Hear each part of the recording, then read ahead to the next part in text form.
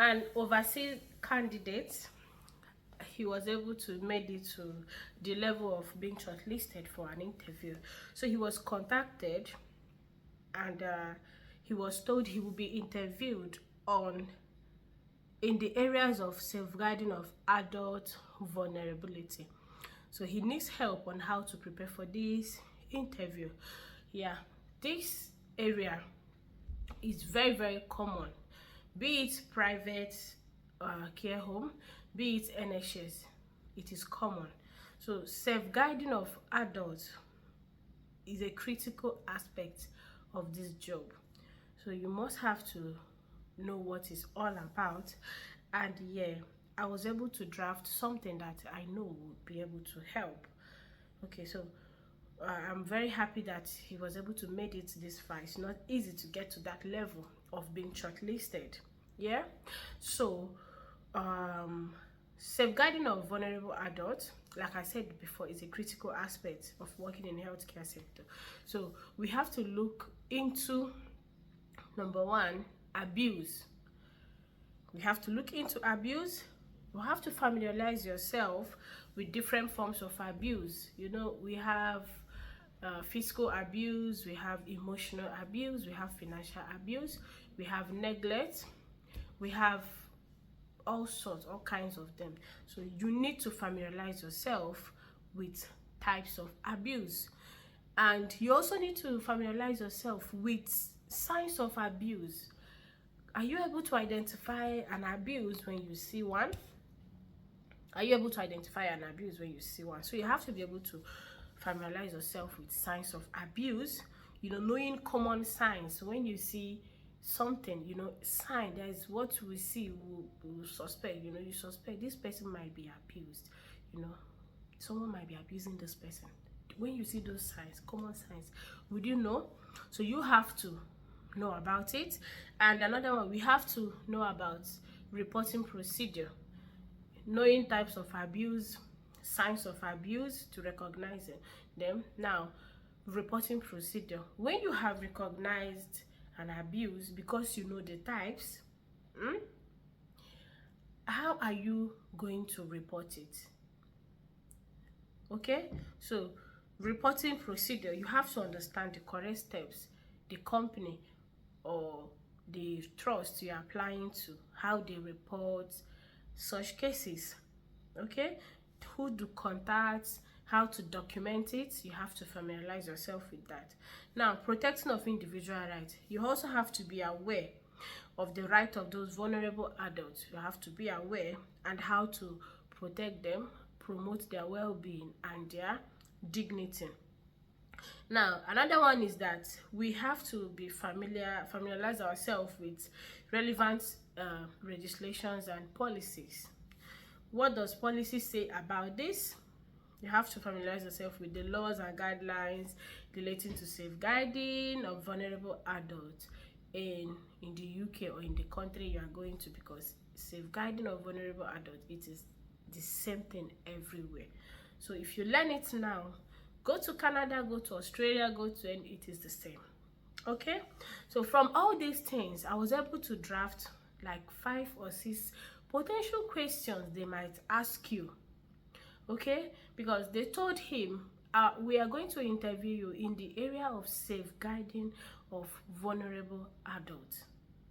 Okay, so I was able to come up with these interview questions. One, can you tell us about a time when you had to address a safeguarding concern, how you handle it? It's an interview question. Please tell us a time when you address a safeguarding concern and how did you handle it? How were you able to handle it? Tell us. They're expecting you to tell them a story and how you handled it. It's an interview question. The second one I have here is, how do you ensure the rights and dignity of vulnerable adults are protected in your care? How do you ensure that their rights and dignity are being protected? Remember, area safeguarding of vulnerable adults. The third one I have here is, please can you describe your understanding of the local safeguarding policies and procedures? Remember I said before, you have to make yourself You have to familiarize yourself with the local policy about this. Yeah, and yeah, the last but not the least, like I said before, how would you handle a situation where you suspected a colleague of mistreating a vulnerable adult? I was able to draft these questions from, I had to make a little research, adding to my knowledge and my skills, my experience so far, to a kind of help you understand potential question they might ask you. Okay, so I had to draft it this way. Now I've explained something before this. You can also draft your own, and from there you will know what to answer. So I have 5 potential interview questions here. Number 1, let me repeat again before I move on to the other one. Can you tell us about a time where you had to address a safeguarding concern? How did you handle it? Number 2, how do you ensure that the rights and dignity of the vulnerable adults you care for are protected? How do you ensure it? How do you do it? The next one, what type of abuse are you aware of? Oh, I think I skipped this. What type of abuse are you aware of, and what signs would you look for to identify potential cases? Like, tell us the types of abuse you know, and tell us the signs that you will look out for to identify those potential abuse. The next one I have is, how would you handle a situation where you suspect a colleague to be mistreating the resident, or the vulnerable adults you care for?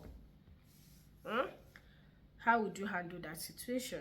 Remember I said before, reporting these concerns. I made mention of it before.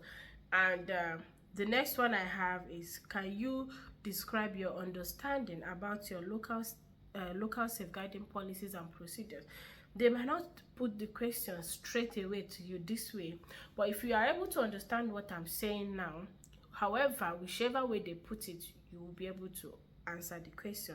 So, preparing for this interview, you have to make a research on safeguarding procedures, policies, and legislation, that is applicable to whichever country you are. You have to reflect on your own experience. I said something here. Reflect on your own experience in dealing with safeguarding issues. So for you to do this, you need to use what we call STAR method. STAR method is situation, task, action, and results. I'm still coming to that because I will teach it. So you have to also practice potential answering of questions with a friend. We used to do it here when somebody come on our TikTok live here. We used to throw questions from their job descriptions, or from we'll bring out questions and ask them. So you have to, after you are finished practicing something, like if you use the guideline I'm giving out here with the answers, you have to practice it with a friend. They can ask you questions, you would answer. So you have to practice it, and you have to, you show genuine passion for ensuring the safety of these people. So you have to get prepared for this. You have to get prepared. All these things I've given out now is just like a guideline that will help you to prepare for this interview in this field. Okay, now in the next video, I'm going to give answers to all the questions I've drafted. All these questions I've drafted now, I will give you answers on how to answer it. I won't continue it in this video because it's gonna be very long, because I will give you the answers, I will give you scenario stories to tell them, and examples to give them. But while waiting for that, so I won't be late for someone that have this video, use this guideline to prepare yourself, okay, for the interview. I wish you all the best and nothing but the best. Okay, yeah.